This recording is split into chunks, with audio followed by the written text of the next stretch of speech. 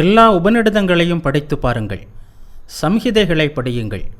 முக்தியை பற்றி மற்ற மதங்கள் கூறுவதைப் போன்ற குறுகிய கருத்துக்களை எங்குமே நீங்கள் காண முடியாது. பிற மதங்களிடம் சகிப்புத்தன்மையோ நமது மதத்தில் எங்கும் உள்ளது. அதர்வாயு வேத சம்ஹிதையிலும் கூட என் ஞாபகம் சரியாக இருந்தால் 40ஆம் அத்தியாயத்தில் 3 அல்லது 4ஆம் பாடலில் ந புத்தி பேதம் என்று ஆரம்பிக்கிறது. செயலில் ஈடுபடுகின்ற பாமரர்களின் புத்தியை அறிவாளிகள் குழப்பக்கூடாது என்று கூறப்படுகிறது. எல்லா இடங்களிலும் இது ஊடுருவியிருக்கிறது. இந்தியாவில் சமூக விதிகளுக்கு கட்டுப்பட்டு நடக்கின்ற யாராவது அவன் தன் இஷ்ட தெய்வத்தை தேர்ந்தெடுத்ததற்காகவோ நாத்திகனாக இருந்ததற்காகவோ துன்புறுத்தப்பட்டிருக்கிறானா? சமூகம் தனது சட்டத்திட்டங்களை மீறும் யாரையும் தண்டிக்கலாம். ஆனால் யாரும் மிக தாழ்ந்தவன் கூட முக்தி பாதையிலிருந்து விலக்கப்படவில்லை. இந்த இரண்டையும் நீங்கள் ஒன்றோடொன்று குழப்பக்கூடாது. மலபாரில் ஒரு தாழ்ந்த குலத்தவன் உயர்குல மனிதன் செல்லும் அதே தெருவில் செல்ல அனுமதிக்கப்படுவதில்லை. ஆனால் அதே மனிதன் முகமதியனாகவோ கிறிஸ்தவனாகவோ மாறட்டும், அந்த கணமே அவன் எங்கு வேண்டுமானாலும் போகலாம். இந்த சட்டம் பல நூற்றாண்டுகளாக ஓர் இந்து நாட்டில் இருக்கிறது. இது விசித்திரமாக இருக்கலாம். ஆனால் மிகவும் விபரீதமான சூழ்நிலைகளில் கூட மற்ற மதங்களிடம் சகிப்புத்தன்மையுடன் நடந்து கொள்வதையே இது காட்டுகிறது. உலகிலுள்ள பிற மதங்கள் ஒவ்வொன்றிலிருந்தும் இந்து மதம் வித்தியாசப்படும் கருத்து ஒன்று உண்டென்றால், எந்த ஒரு கருத்தை விளக்குவதற்கு ரிஷிகள் சமஸ்கிருத மொழியின் அகராதியை ஆராய்ந்து அழுத்தனரோ அது இந்த வாழ்க்கையிலேயே மனிதன் கடவுளை அடைய வேண்டும் என்பதை. அத்வைத நூல்களோ இறைவனை அறிவது என்பது அவனாகவே மாறுவதே என்று மேலும் தர்க்க ரீதியாக கூறுகின்றன. இதன் முக்கிய பயனாக கிடைப்பது தெய்வ பேருணர்வு என்ற மிக பரந்ததும் சிறந்ததுமான கருத்தாகும்.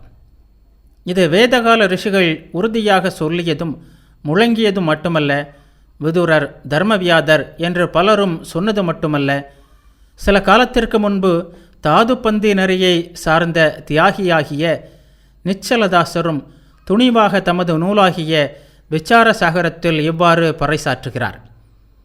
பிரம்மத்தை அறிபவன் பிரம்மமே ஆகிறான். அவனது வார்த்தைகள் வேதங்களே. அந்த வார்த்தைகள் சமஸ்கிருத மொழியிலோ அல்லது சாதாரண மக்கள் பேசும் மொழியிலோ கூறப்பட்டிருந்தாலும் அவை அஞ்ஞான இருளை போக்கும்.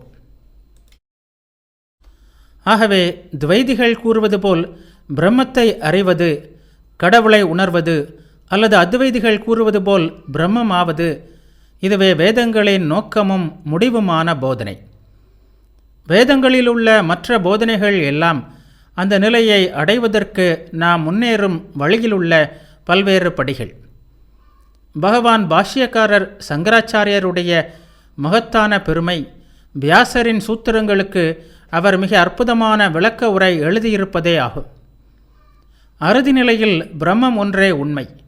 சார்பு நிலையில் அதே பிரம்மத்தின் பல்வேறு வெளிப்பாடுகளை ஆதாரமாக கொண்டு இந்தியாவிலும் வெளிநாடுகளிலும் காணப்படுகின்ற எல்லா நெறிகளும் உண்மை. சில பிறவற்றை விட மேலானவையாக இருக்கின்றன. ஒரு மனிதன் சூரியனை நோக்கி செல்வதாக வைத்துக் கொள்ளுங்கள். அவன் தனது யாத்திரையின் ஒவ்வொரு நிலையிலும் சூரியனை ஒவ்வொரு விதமாக காண்கிறான். உண்மையான சூரியனை அடையும் வரை அதன் அளவு, காட்சி, ஒளி எல்லாம் ஒவ்வொரு நிமிடமும் புதிதாக காட்சியளிக்கும். முதலில் சூரியனை ஒரு பெரிய பந்து போல் கண்டான். பிறகு அது பெரியதாக ஆரம்பித்தது. இவன் கண்ட பந்து போல் சிறியதாக என்றுமே சூரியன் இருந்ததில்லை. அல்லது யாத்திரையில் இவன் தொடர்ச்சியாக கண்ட பல சூரியன்களைப் போலவும் அது ஒருபோதும் இருக்கவில்லை. ஆனாலும் அவன் சூரியனைத்தான் எப்போதும் பார்த்தான். அதை தவிர வேறொன்றையும் பார்க்கவில்லை என்பது உண்மை அல்லவா? அதுபோல் இந்த பல்வேறு மத பிரிவுகளும் உண்மையானவை. ஏகம் ஏகாவாத் விதீயம், இரண்டற்ற ஒன்றாக இருக்கின்ற சூரியனுக்கு அருகில் சிலவும் தூரத்தில் சிலவும் இருக்கின்றன.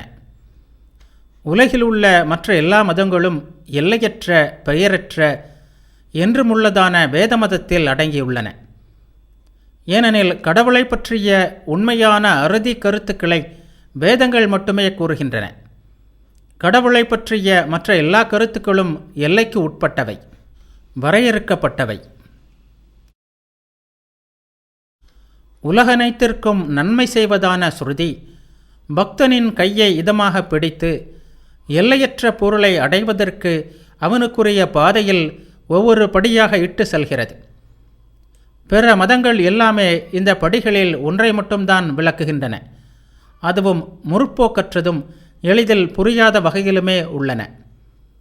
நூற்றுக்கணக்கான பிறவிகளில் நீ முயற்சி செய்யலாம். கற்ப கோடி காலம் உன் மனத்தின் ஆழ்பகுதிகள் ஒவ்வொன்றையும் துருவி ஆராயலாம். ஆனால் எல்லையற்ற ஆன்மீக சுரங்கமாகிய வேதங்களில் இல்லாத சிறந்த மதக்கருத்து எதையும் நீ காண முடியாது.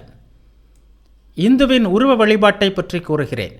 முதலில் அவர்கள் எந்த முறைகளை பின்பற்றுகிறார்கள் என்பதை அறியுங்கள்.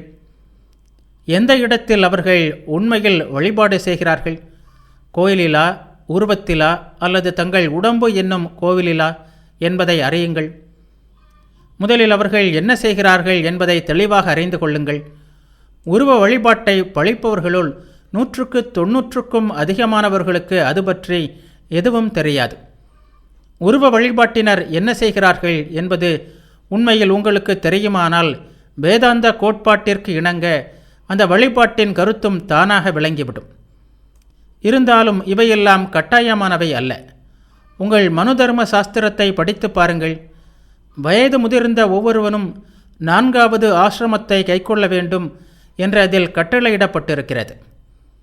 மேலும் அதை பின்பற்றினாலும் இல்லாவிட்டாலும் அவன் எல்லா கர்மங்களையும் விட்டுவிட வேண்டும்.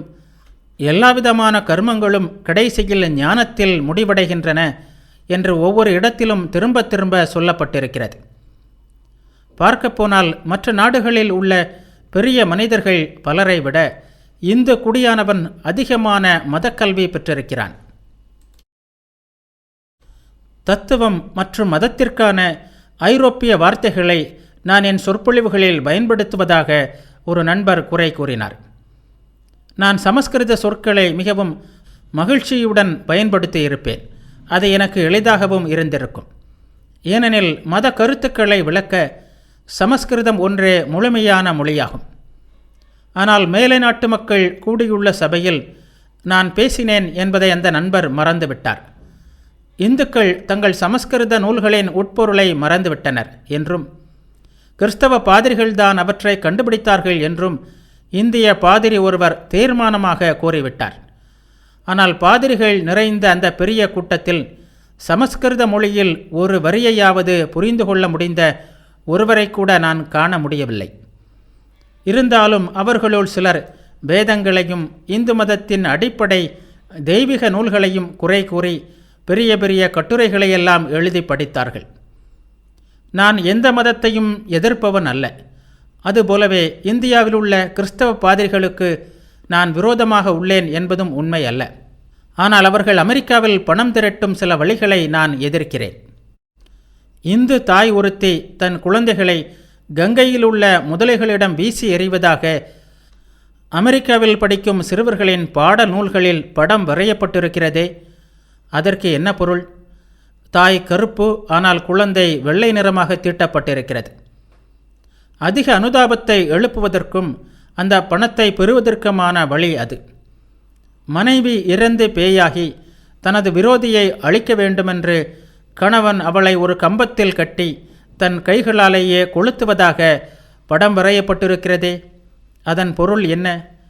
மாபெரும் தேர்கள் மக்களை நசுக்கி செல்வதாக வரையப்பட்டுள்ள படங்களின் பொருள் என்ன? அமெரிக்காவில் குழந்தைகளுக்கான ஒரு நூல் சமீபத்தில் வெளியிடப்பட்டது. தான் கல்கத்தாவிற்கு சென்றது பற்றி ஒருவர் அதில் கூறுகிறார்.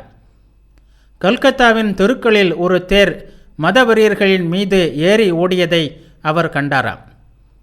இத்தகைய ஒருவர் மெம்பிஸ் என்ற இடத்தில் செய்த சொற்பொழிவில் இந்தியாவில் உள்ள ஒவ்வொரு கிராமத்திலும் சிறு குழந்தைகளின் எலும்புகள் நிறைந்த குளம் ஒன்று இருப்பதாக சொன்னதை நானே கேட்டிருக்கிறேன். ஒவ்வொரு கிறிஸ்தவ குழந்தையும் இந்துக்களை இழிந்தவர்கள், வெறுக்கத்தக்கவர்கள் என்றும் உலகிலே மிகவும் பயங்கரமான பேய்கள் என்றும் அழைக்கும்படி அவர்களுக்கு பாடம் புகட்டுகிறார்களே. இந்த இயேசுவின் சீடர்களுக்கு இந்துக்கள் என்ன குற்றம் செய்துவிட்டார்கள்? கிறிஸ்தவர்கள் அல்லாதவர்களை வெறுக்க வேண்டும், அதிலும் முக்கியமாக இந்துக்களை வெறுக்க வேண்டும் என்பதும் அமெரிக்காவில் ஞாயிற்றுக்கிழமைகளில் பள்ளி சிறுவர்களுக்கு கற்பிக்கப்படும் பாடங்களுள் ஒரு பகுதியாக இடம்பெறுகிறது. ஏனெனில் அந்த குழந்தை பருவம் முதல் அவர்கள் ஒவ்வொரு காசையும் கிறிஸ்தவ மத பிரச்சார அமைப்புகளுக்கு கொடுக்க வேண்டுமே. உண்மைக்காக வேண்டாம், தங்கள் சொந்த குழந்தைகளின் நல்லொழுக்கத்திற்காகவாவது கிறிஸ்தவ பாதிரிகள் இதை தடுக்கக்கூடாதா?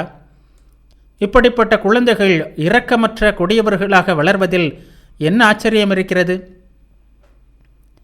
மீளா நரகத்தின் சித்திரவதைகளையும் அங்கு கொழுந்துவிட்டெறியும் நெருப்பையும் கந்தக கற்களையும் பற்றி எவ்வளவு அதிகமாக ஒருவன் சித்தரிக்கிறானோ அந்த அளவுக்கு அவன் கிறிஸ்தவ பழமைவாதிகளிடையே உயர்ந்த இடம் பெறுகிறான். அவர்களின் மத மறுமலர்ச்சி பிரச்சாரத்தை கேட்டுவிட்டு எனது நண்பரின் பணிப்பெண் ஒருத்தியை பைத்தியக்கார விடுதிக்கு அனுப்ப நேரிட்டது. நரகத்தின் நெருப்பும் அங்குள்ள கந்தகத்தின் சூடும் அவளுக்கு பொறுக்க முடியாமல் போய்விட்டது. இந்து மதத்திற்கு எதிராக சென்னையில் வெளியிடப்பட்டிருக்கும் நூல்களை பாருங்கள். கிறிஸ்தவ மதத்தை எதிர்த்து ஓர் இந்து அதுபோல் ஒரு வரி எழுதட்டும், பாதிரிகள் பழிக்கு பழியாக நெருப்பை கக்கி விடுவார்கள். எனது நாட்டின் அருமை மக்களே, நான் அமெரிக்காவில் ஒரு வருடத்திற்கு மேலாக இருக்கிறேன். ஏறக்குறைய இங்குள்ள சமூகத்தின் மூலை முடுக்குகள் எல்லாவற்றையும் பார்த்துவிட்டேன். அனைத்தையும் ஒப்பிட்டு பார்த்த பிறகு நான் உங்களுக்கு சொல்வதெல்லாம் இதுதான். பாதிரிகள் கூறுவது போல் நாம் பேய்களும் அல்ல, தங்களை பற்றி பெருமையடித்துக் கொள்வது போல் அவர்கள் தேவர்களும் அல்ல. இந்துக்களின் ஒழுக்கமின்மை, குழந்தைகளை கொல்வது, திருமண முறையின் தீமைகள் இவற்றை பற்றி பாதிரிகள் எவ்வளவு குறைவாக பேசுகிறார்களோ அவ்வளவு அவர்களுக்கு நல்லது. சில நாடுகளில் கிறிஸ்தவர்கள் செய்யும் கொடுமையை படம் பிடித்து காட்டினால் பாதிரிகள் இந்து சமூகத்தை கற்பனையாக படம் பிடித்து காட்டியிருப்பது அவற்றின் முன் மங்கி மறைந்துவிடும். ஆனால் பணம் வாங்கி கொண்டு நிந்திப்பது என் குறிக்கோள் அல்ல. இந்து சமூகம் பூரணமானது என்று நான் ஒருபோதும் உரிமை கொண்டாடவில்லை. அதில் உள்ள குறைகளை பற்றியும் பல நூற்றாண்டு துரதிர்ஷ்டங்களின் காரணமாக அதில் வளர்ந்துள்ள தீமைகளை பற்றியும் என்னை விட உணர்ந்தவர்கள் யாரும் இருக்க முடியாது. வெளிநாட்டு நண்பர்களாகிய நீங்கள் அழிக்கும் நோக்கமில்லாமல் உண்மையான அனுதாபத்துடன் உதவி புரிகின்ற எண்ணத்துடன் வருவீர்களானால் நீங்கள் வெற்றியடைய இறைவன் உதவட்டும். ஆனால் வீழ்த்தப்பட்டிருக்கும் ஓர் இனத்தினரின் தலையில் வசைமொழிகளை அள்ளி வீசி உங்கள் நாட்டு மக்களின் ஒழுக்க நிலையின் உயர்வை ஆணைத்தரமாக உறுதிப்படுத்துவது ஒன்றுதான் உங்கள் நோக்கமானால் நான் வெளிப்படையாக சொல்கிறேன், கொஞ்சமாவது நியாய மனப்பான்மையுடன் ஒப்பிட்டு பார்த்தால் ஒழுக்கம் நிறைந்த இனம் என்ற முறையில் பிற நாட்டு மக்கள் எல்லோரையும் விட இந்து மிக மிக உயர்ந்தவன் என்பது புலனாகும். இந்தியாவில் மதம் ஒருபோதும் கட்டுப்படுத்தப்படவில்லை. தனது இஷ்ட தெய்வத்தையோ நெறியையோ குருவையோ தேர்ந்தெடுத்து கொண்டதற்காக யாரும் குற்றவாளியாக்கப்படவில்லை. வேறெங்கும் காண முடியாத அளவிற்கு இங்கே மதம் வளர்ந்துள்ளது. ஆனால் மதங்களில் இந்த எல்லையற்ற வேறுபாடுகளை அனுமதித்த போது மற்றொரு இடத்தில் உறுதியான நிலை ஒன்று வேண்டியதாயிற்று. இந்தியாவில் அந்த நிலைக்கு சமூகத்தை தேர்ந்தெடுத்தார்கள். அதன் விளைவாக சமூகம் மரத்துப் போய் ஏறக்குறைய வளர்ச்சியற்று போனது. வளர்ச்சிக்கு வேண்டுவது சுதந்திரமே அல்லவா? ஆனால் மேலை நாடுகளில் மாறுபாடுகளை அடைவது சமூகம், நிலையாக இருப்பது மதம். கீழ்ப்படிந்து இணங்கி போதல் ஒரு கோட்பாடாயிற்று. இன்றும் ஐரோப்பிய மதத்தில் அது ஒரு கோட்பாடாகவே உள்ளது. புதிய இயக்கங்கள் தோன்றி அவற்றிற்கு சிறிதேனும் மேன்மை வரவேண்டுமானால் அது இரத்த ஆறின் வழியாகவே அதை சாதிக்க முடியும். அற்புதமான சமூக அமைப்பும் மிக மட்டமான உலகாயுத கருத்துக்கள் நிறைந்த மதமும் தான் அதன் விளைவு. இன்று மேலை நாடுகள் தங்கள் தேவைகளை உணர்ந்து விழிப்படைந்து கொண்டிருக்கின்றன. மனிதனின் உண்மை இயல்பும் உணர்வும் என்பவை மேலை நாட்டின் முற்போக்கான மதவாதிகளின் முக்கிய சொற்களாகிவிட்டன. சமஸ்கிருத தத்துவ மாணவனுக்கு அந்த சீர்திருத்தம் எந்த திசையிலிருந்து வருகிறது என்று தெரியும். ஆனால் அதிலிருந்து புத்துணர்ச்சி பிறக்குமானால் அந்த ஆற்றல் எங்கிருந்து வந்தாலும் அது பெரிய விஷயமில்லை. அதே வேளையில் இந்தியாவில் புதிய சூழ்நிலைகள் சமூக அமைப்புகளில் புதிய மாறுதலின் அவசியத்தை வலியுறுத்தி கொண்டிருக்கின்றன. கடந்த 75 வருடங்களாக இந்தியா சீர்திருத்த சங்கங்களாலும் சீர்திருத்தவாதிகளாலும் நிறைந்து கொண்டிருக்கிறது. ஆனால் அந்தோ ஒவ்வொன்றும் தோல்வியையே அடைந்திருக்கின்றன. அவர்களுக்கு ரகசியம் தெரியவில்லை. அறிய வேண்டிய பெரிய பாடத்தை அவர்கள் அறியவில்லை. சமூகத்தின் தீமைகளுக்கு காரணம் மதமே என்று அவர்கள் அவசரமாக முடிவு கட்டிவிட்டார்கள். நண்பனின் நெற்றியில் அமர்ந்த கொசுவை கொல்வதற்காக நண்பனையும் சேர்த்து கொன்ற மனிதனின் கதை போன்றதே இது. ஆனால் அதிர்ஷ்டவசமாக அவர்கள் இங்கே மோதியது அசைக்க முடியாத பாறைகளின் மீது. விளைவு இருந்த இடம் தெரியாமல் நசுக்கப்பட்டு விட்டார்கள். தவறான முயற்சிகளின் காரணமாக தங்கள் போராட்டத்தில் தோல்வியடைந்த அந்த உயர்ந்த தன்னலமற்ற மாமனிதர்களுக்கு பெருமை சேரட்டும். சீர்திருத்த எழுச்சியின் அந்த மின் அதிர்வுகள் தூங்கும் கும்பகர்ணனான நமது சமூகத்திற்கு அவசியமாகத்தான் இருந்தது. ஆனால் அந்த சீர்திருத்தங்கள் முற்றிலுமாக அழிவு முறையில் இருந்தன, ஆக்க முறையில் இல்லை. ஆகையால் அவை அழியவே செய்யும், அழிந்தும் விட்டன. நாம் அவர்களை ஆசீர்வதிப்போம், அவர்களின் அனுபவத்தால் பயனடைவோம். எல்லாமே உள்ளிருந்துதான் பரிணமித்து வளர்ச்சியடைகிறது. ஏற்கனவே சுருங்கியதுதான் பிறகு விரிந்து பரிணமிக்கிறது என்ற பாடத்தை அவர்கள் அறிந்து கொள்ளவில்லை. விதை தன்னை சுற்றியிருப்பவற்றுள் தேவையானவற்றை ஏற்றுக்கொள்கிறது. ஆனால் தன் இயற்கையின்படிதான் அது மரமாக வளர்கிறது என்பதை அவர்கள் அறியவில்லை. எல்லா இந்துக்களுமே இந்து இனமே அடியோடு அழிந்து போய் ஒரு புதிய இனம் நாட்டை தன் வசப்படுத்தும் வரை கிழக்கு நாடுகளோ மேற்கு நாடுகளோ என்னதான் முயன்றாலும் இந்தியா தான் அழிந்து போகும் வரையிலும் ஐரோப்பாவாக மாற முடியாது.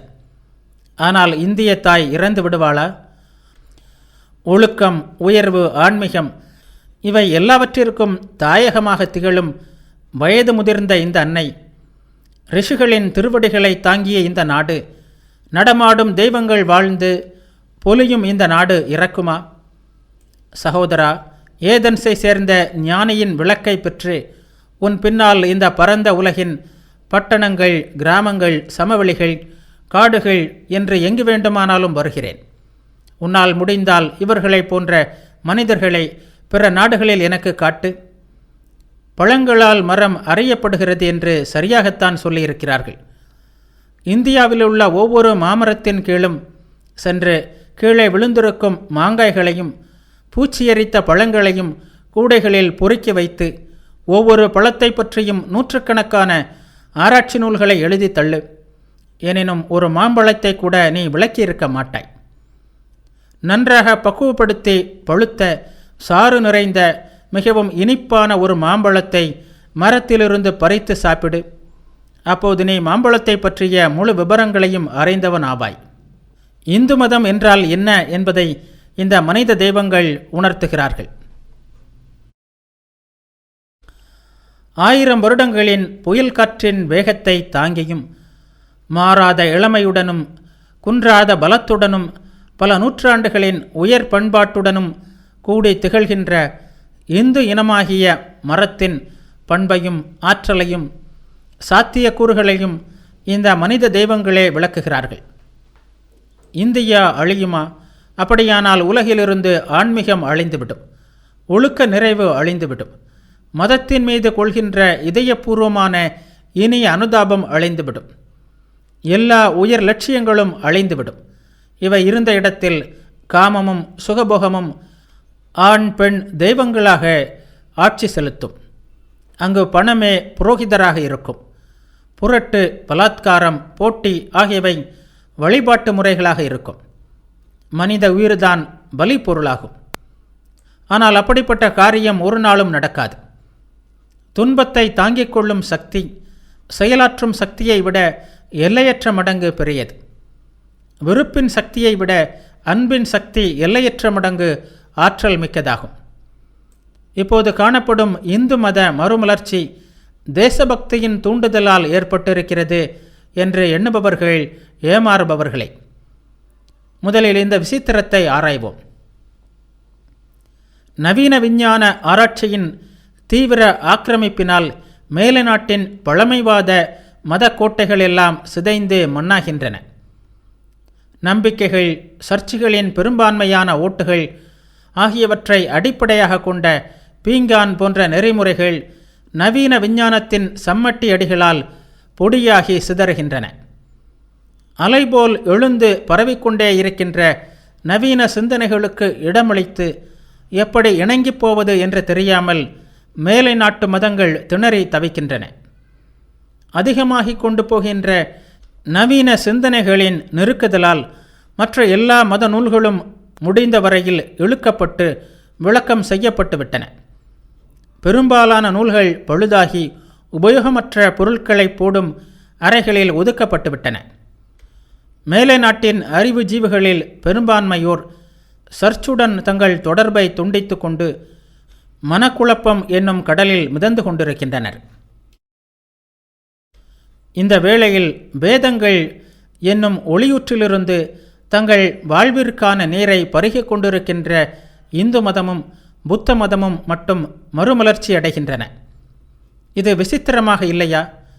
அமைதி இழந்த மேலை நாட்டு நாத்திகனும் ஆஞ்ஞேயவாதியும் தான் நிலை பெறத்தக்க ஒரே இடம் பகவத்கீதை அல்லது தம்மபதம் என்று கண்டுவிட்டான். நிலைமை திரும்பிவிட்டது.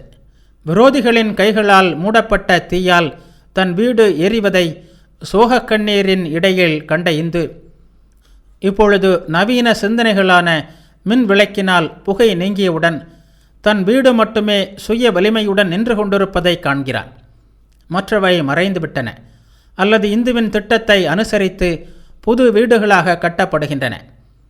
அவன் தனது கண்ணீரை துடைத்து விட்டான்.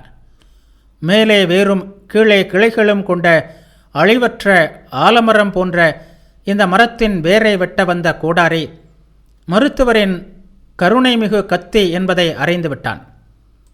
தன் மதத்தை காப்பாற்றிக் கொள்வதற்கு வேத வாக்கியங்களை திருத்தி பொருள் கூறவோ அறிவை முறை தவறி பயன்படுத்த வேண்டியதோ இல்லை என்று அவன் தெரிந்துவிட்டான்.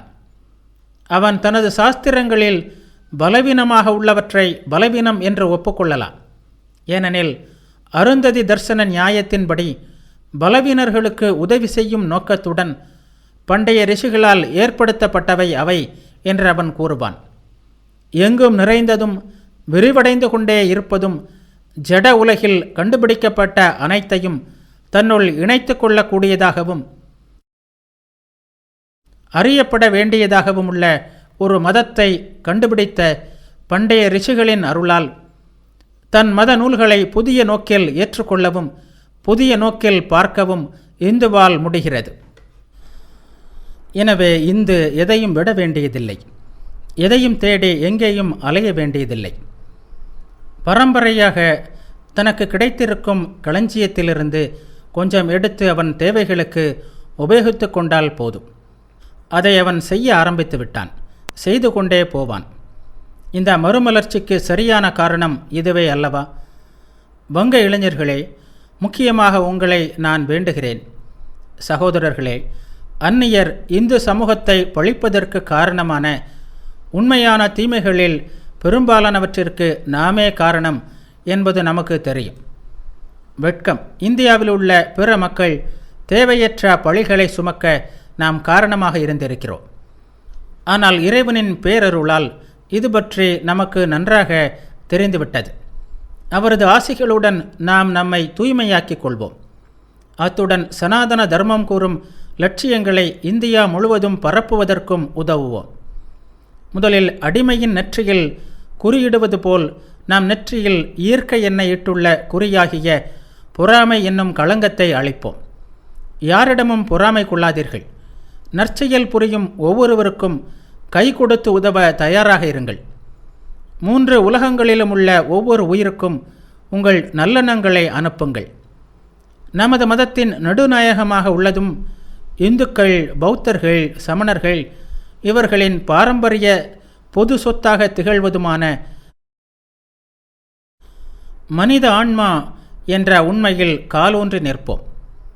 எந்த ஆன்மா அழிவற்றதாக, பிறப்பற்றதாக, எங்கும் நிறைந்ததாக, நித்தியமானதாக இருக்கிறதோ, எந்த ஆன்மாவின் பெருமைகளை வேதங்களும் கூட அறிவிக்க முடியவில்லையோ, எதன் மகிமைக்கு முன் சூரியர்களும் நட்சத்திர கூட்டங்களும் சேர்ந்த அண்டம் ஒரு துளிக்கு நிகரானதோ, அந்த உண்மையில் நிலை பெறுவோம். ஒவ்வொரு ஆணும் பெண்ணும் இல்லை, மிக உயர்ந்த தேவர்களிலிருந்து நமது காலடியில் ஊர்ந்து செல்லும் புழு வரை அந்த உண்மை பொருளை. அது விரைந்தோ சுருங்கியோ இருக்கலாம், அவ்வளவுதான். வேறுபாடு உருவத்தில் இல்லை, அளவில் மட்டுமே. ஆன்மாவின் எல்லையற்ற ஆற்றல் ஜடப்பொருளில் செயல்படும்போது பௌதிக வளர்ச்சி உண்டாகிறது. எண்ணத்தில் செயல்பட்டால் அறிவு வளர்ச்சி உண்டாகிறது. தன்னிடமே செயல்படும்போது மனிதன் தெய்வமாகிறான். முதலில் நாம் தெய்வங்கள் ஆவோம், பிறகு பிறர் தெய்வங்களாக உதவுவோம். ஆவதும் ஆக்குவதும் இது நமது லட்சியமாக இருக்கட்டும். மனிதனை பாவி என்று சொல்லாதே, நீ தெய்வம் என்று அவனிடம் சொல். பேய் என்ற ஒன்று இருந்தாலும் எப்போதும் கடவுளை நினைவில் வைத்துக் கொள்வது நமது கடமையே தவிர பேயை ஞாபகம் வைத்துக் கொள்வது அல்ல. ஓர் அறை இருட்டாக இருந்தால் அதை அறிவதோ இருட்டு இருட்டு என்று கூப்பாடு போடுவதோ போதாது. ஒளியை கொண்டு வருவதே தேவை. எதிர்மறையாக இருப்பவை அழிவை உண்டாக்குபவை. வெறும் விமர்சனங்கள் இவையெல்லாம் ஒளிந்தே தேரும். நிச்சயமாகவும் உடன்பாடாகவும் ஆக்க முறையிலும் உள்ளவை என்றென்றும் அழிவற்றதாக இருக்கும். நாம் இருக்கிறோம், கடவுள் இருக்கிறார், நாமே கடவுள். சிவோகம் சிவோகம் என்று கூறுவோம். தொடர்ந்து முன்னே செல்வோம். நாம் ஜடமல்ல, நாம் ஆன்மா. பெயரும் உருவமும் உள்ளவை அனைத்தும் பெயரும் உருவமும் இல்லாதவையின் ஆதிக்கத்தில் இருக்கின்றன. வேதங்கள் உபதேசிக்கின்ற நிலைத்த உண்மை இதுவே. ஒளியை கொண்டு வா, இருள் தானே விலகும். வேதாந்த சிங்கம் கர்ஜிக்கட்டும், நரிகள் வளைகளில் ஒளிந்து கொள்ளும். கருத்துக்களை எங்கும் பரப்புங்கள், அதன் பயன் தானாகவே உண்டாகும். நாம் இரசாயன பொருட்களை ஒன்று சேர்ப்போம். படிகமாதல் தானாகவே நடக்கும். ஆன்ம சக்தியை எழுப்பு, அதை இந்தியாவின் ஒரு முனையிலிருந்து மறுமுனை வரையில் எங்கும் பரவசை. வேண்டியவை அனைத்தும் தானாக வந்து சேரும். உன்னுள்ளிருக்கும் தெய்வீகத்தை வெளிப்படுத்து, மற்றவை அதை சுற்றி இயல்பாக ஒழுங்குபடுத்தப்படும். வேதங்களில் காணும் இந்திரன், விரோச்சனன் போன்றவர்களை நினைவுபடுத்திக்கொள். இருவருக்கும் அவர்களின் தெய்வீகம் பற்றி உபதேசிக்கப்பட்டது. அசுரனாகிய விரோச்சனன் தன் உடம்பையே கடவுளாக எண்ணினான். தேவனாக இருந்ததால் இந்திரன் ஆன்மாவே கடவுள் என்று புரிந்து கொண்டான். நீங்களெல்லாம் இந்திரனின் குழந்தைகள், தேவர்களின் வாரிசுகள். ஜடப்பொருள் உங்கள் கடவுளாக இருக்க முடியாது. உடம்பு உங்கள் கடவுளாக இருக்க முடியாது. இந்தியா உயர்ச்சி பெறும், உடல் பலத்தால் அல்ல, ஆன்மீக பலத்தால். அழிவின் சின்னத்தால் அல்ல, அமைதி என்னும் கொடியால், அன்பென்னும் கொடியால், துறவியின் உடையால், செல்வத்தின் சக்தியால் அல்ல, பிச்சை ஏந்தும் திருவோட்டின் ஆற்றலால்.